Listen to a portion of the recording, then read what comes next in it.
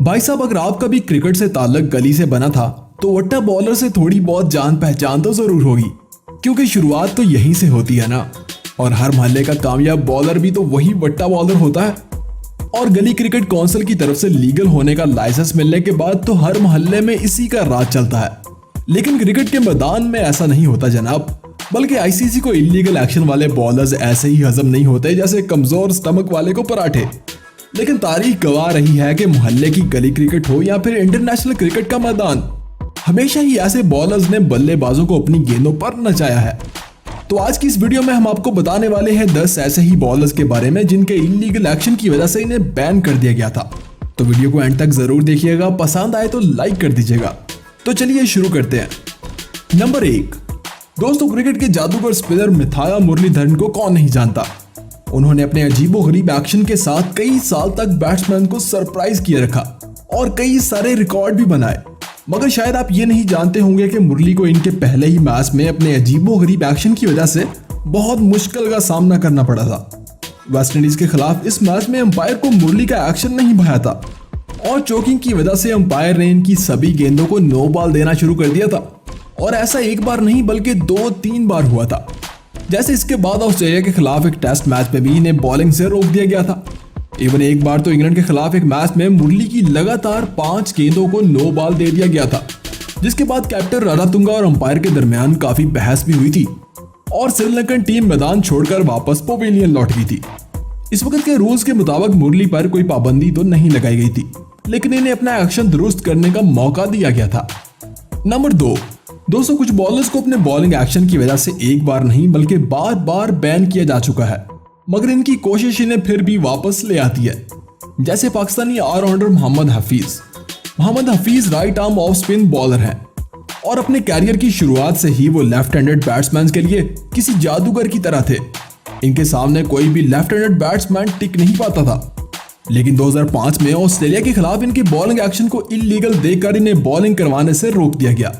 कुछ साल बाद हफीज ने अपना एक्शन मॉडिफाई किया और दोबारा से टेस्ट देकर बॉलिंग एक्शन क्लियर कर लिया।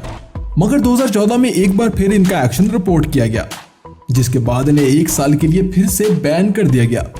1 साल पूरा होने के बाद 2016 में वो वापस बॉल लिए बॉलिंग करवाने के लिए मैदान में उतरे तो 2017 में तीसरी बार इन्हें रिपोर्ट कर दिया गया, मगर इस बार उन्होंने टेस्ट क्लियर कर लिया। लेकिन इसके कुछ ही अर्सा बाद 2018 में न्यूजीलैंड के खिलाफ एक मैच के दौरान कीवी बल्लेबाज रोज टेलर ने इनके एक्शन पर एक बार फिर से एतराज कर दिया और इसके बाद 2019 में T20 ब्लास्ट लीग में भी हफीज को बॉलिंग करवाने से रोक दिया गया, जिसके बाद हफीज ने अपने एक्शन को एक बार फिर मॉडिफाई किया और अब हफीज दोबारा से बॉलिंग करवा सकते हैं। नंबर 3, दोस्तों, हर स्पिन बॉलर की कोशिश होती है कि वो अपनी घूमती हुई गेंद से बल्लेबाज को सरप्राइज कर दे और कुछ बॉलर गेंद को ज्यादा स्पिन करने की कोशिश में चोकिंग का इस्तेमाल भी कर जाते हैं, लेकिन आईसीसी की नजरों से बच नहीं पाते। कुछ ऐसा ही West Indian spin bowler Sunil Narayan के साथ भी हुआ। भाई, माना कि इनकी गेंदें विकेट पर झूमती हुई नजर आती हैं, लेकिन 2014 में चैंपियन ट्रॉफी के फाइनल के एक दिन पहले इनके एक्शन को इलीगल करार दे दिया गया और इन्हें बॉलिंग करवाने से रोक दिया गया, जिस वजह से वो चैंपियन ट्रॉफी का फाइनल भी नहीं खेल पाए। 2015 में श्रीलंका के खिलाफ एक ओडीआई मैच में फिर से इनके एक्शन को रिपोर्ट किया गया, लेकिन 1 साल के बाद 2016 में नारायण ने अपना एक्शन क्लियर करके फिर से क्रिकेट में वापसी कर ली। मगर 2018 में पीएसएल में इन्हें फिर से बॉलिंग करवाने से रोक दिया गया और 2020 के आईपीएल में भी नारायण के एक्शन को रिपोर्ट किया गया था। नंबर 4, दोस्तों, कुछ बॉलर्स अपने कैरियर में बार बार बैन होने के बाद भी हिम्मत नहीं हारते बल्कि दोबारा वापसी करते हैं। जैसे साउथ अफ्रीकी बॉलर जॉन बॉथा भी एक वक्त अफ्रीकी टीम की बेस्ट ऑप्शन थे, मगर 2006 में ऑस्ट्रेलिया के खिलाफ वनडे मैच में इन्हें इनके इलीगल बॉलिंग एक्शन की वजह से रिपोर्ट किया गया। मगर इसी साल नवंबर में उन्होंने मेहनत की और एक्शन क्लियर करके क्रिकेट में वापसी कर ली। मगर बदकिस्मती से 2009 में फिर से ऑस्ट्रेलिया के ही खिलाफ इन्हें दोबारा बैन कर दिया गया, जिसके कुछ अर्सा बाद इन्होंने टेस्ट देकर दोबारा से बॉलिंग एक्शन क्लियर कर लिया और उन्हें बॉलिंग करवाने की इजाजत भी मिल गई, लेकिन वो अपनी इलीगल दूसरा डिलीवरी नहीं कर सकते थे। नंबर 5, दोस्तों, Indian highest wicket taker of spin bowler Harbhajan Singh ने अपने डेब्यू मैच में ही सबको बहुत इंप्रेस किया था। इवन वो अपने कैरियर के शुरुआत से ही काफी अग्रेसिव दिखाई देते थे। इन्हीं दिनों 1998 में इंग्लैंड के खिलाफ एक मैच में इनके एक्शन को भी रिपोर्ट किया गया। खैर, 2-3 दिन की मेहनत के बाद हरभजन ने एक्शन क्लियर करके बॉलिंग करना तो स्टार्ट कर दी, मगर इस इलीगल एक्शन वाले भूत ने हरभजन का पीछा नहीं छोड़ा और 7 साल बाद इंडिया और बांग्लादेश के दरमियान चल रहे एक टेस्ट मैच में फिर से आ लिया। दरअसल इस बार हरभजन की दूसरा डिलीवरी स्कैनर में आ गई थी और इनका एंगल 22 डिग्री पाया गया था, जिसकी वजह से हरभजन को काफी मुश्किलात का सामना करना पड़ा। खैर जैसे तैसे करके हरभजन ने अपना एक्शन मॉडिफाई किया और फिर से बॉलिंग करवाना शुरू कर दी। नंबर 6 दोस्तों, कीवी कैप्टन कूल विलियमसन जितने अच्छे बैट्समैन हैं, कभी इतने ही कमाल के स्पिन बॉलर भी हुआ करते थे। 2014 में इनके कैरियर की शुरुआत में ही विलियमसन का बॉलिंग एक्शन स्कैनर में आया और इन्हें इलीगल होने की वजह से बैन कर दिया गया।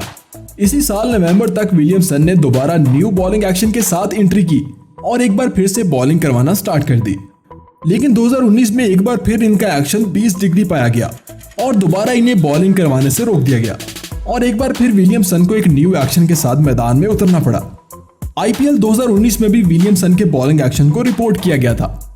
नंबर 7 दोस्तों, किसी अच्छे बॉलर का टीम से बैन हो जाना टीम के लिए बहुत बड़ी बैड लक की तरह होता है और बॉलर भी वो जो टीम के लिए एक मैच विनर की तरह हो। कुछ ऐसा ही श्रीलंकन टीम के साथ 2014 में हुआ था, जब श्रीलंकन स्पिन बॉलर सचित्रा सनानायक अपनी घूमती हुई गेंदों की वजह से इंग्लिश बैट्समैन के लिए मिस्टीरियस बने हुए थे। तो इसी सीरीज में इनका एक्शन भी आईसीसी के रडार में आया और इन्हें इलीगल एक्शन की वजह से 1 साल के लिए बैन कर दिया गया। इसके बाद उन्होंने एक्शन में कुछ बदलाव किए और दोबारा क्रिकेट में वापसी तो की, मगर अपने इस न्यू एक्शन के साथ वो पहली वाली एबिलिटीज नहीं दिखा सके, जिसके बाद उन्हें बहुत जल्द टीम से ड्रॉप कर दिया गया। नंबर 8 दोस्तों, कुछ बॉलर्स को उनकी वैरायटीज और कुछ डिलीवरीज की वजह से भी बैन कर दिया जाता है। मतलब किसी खास डिलीवरी के दौरान इनका बॉलिंग एक्शन स्कैनर में आता है और इन्हें इलीगल करार दे दिया जाता है। कुछ इसी तरह West Indian allrounder Marlon Samuel के साथ भी हुआ था। वो अपनी स्पिन बॉलिंग के दौरान एक फास्ट डिलीवरी भी किया करते थे, जो बैट्समैन के लिए बहुत सरप्राइजिंग होती थी। मगर 2013 में इंग्लैंड के खिलाफ इनकी इस फास्ट डिलीवरी को इलीगल करार दे दिया गया, जिसके बाद से अभी तक उनको तेज डिलीवरी करना अलाउ नहीं है। नंबर 9 एक अरसा तक बांग्लादेश के मेन बॉलर रहने वाले स्पिन बॉलर अब्दुल रज़ाक बांग्लादेश के सबसे कामयाब स्पिन बॉलर भी गुजरे हैं। 2008 में न्यूजीलैंड के खिलाफ एक मैच में अब्दुल रज़ाक का बॉलिंग एक्शन भी इलीगल करार दे दिया गया था। इस मैच में इनका एक्शन 22 डिग्री तक बैंड पाया गया था, जिसके बाद इन्हें क्रिकेट से बैन कर दिया गया था। इनका बैन होना बांग्लादेशी टीम के लिए एक बहुत बड़ा झटका था। खैर एक ही साल बाद अब्दुल रज़ाक ने मेहनत की और अपने एक्शन को मॉडिफाई करके दोबारा क्रिकेट में एंट्री की, लेकिन इनके नए एक्शन में पहले की तरह जादू नजर नहीं आया। नंबर 10 दोस्तों, जब भी किसी बॉलर को इसके इलीगल एक्शन की वजह से बैन किया जाता है, तो इसके पास अपना एक्शन मॉडिफाई करने के बाद दोबारा बॉलिंग करवाने का एक और मौका होता है। मगर एक्शन में बदलाव की वजह से बॉलिंग एबिलिटीज में भी बहुत कुछ बदल जाता है, जिस वजह से कुछ बॉलर्स कमबैक तो करते हैं, लेकिन वो पहले की तरह टीम में जगह नहीं बना पाते। कुछ ऐसा ही पाकिस्तानी जादूगर स्पिनर सईद अजमल के साथ भी हुआ था। एक वक्त सईद अजमल पाकिस्तानी टीम के लिए बैकबोन की तरह थे और इनकी झूमती हुई गेंदें बैट्समैन को बड़ी मुश्किल में डालती थी। कुछ ही अरसा में अजमल दुनिया के नंबर 1 बॉलर भी बन गए थे और फिर 2014 में श्रीलंका के खिलाफ इनका एक्शन भी आईसीसी के रडार में आया और इन्हें बॉलिंग करवाने से रोक दिया गया, जिसकी वजह से वो 2015 का वर्ल्ड कप भी नहीं खेल पाए। खैर 1 साल की मेहनत के बाद अजमल ने अपना एक्शन मॉडिफाई करके क्रिकेट में वापसी तो की, लेकिन इनके न्यू एक्शन में पुराने वाला मैजिक नजर नहीं आया, जिसकी वजह से उनको दोबारा एक्शन में नहीं देखा गया। तो दोस्तों, अगर आपके मोहल्ले में भी ऐसा कोई इलीगल बॉलर है तो उसे गली क्रिकेट काउंसिल से बैन करवाएं और रियल टैलेंट को प्रमोट करें। वीडियो पसंद आए तो लाइक करें, शेयर करें, चैनल को सब्सक्राइब करके घंटी वाले बटन को दबा दें, ताकि हमारी आने वाली वीडियो सबसे पहले आप तक पहुंच सके।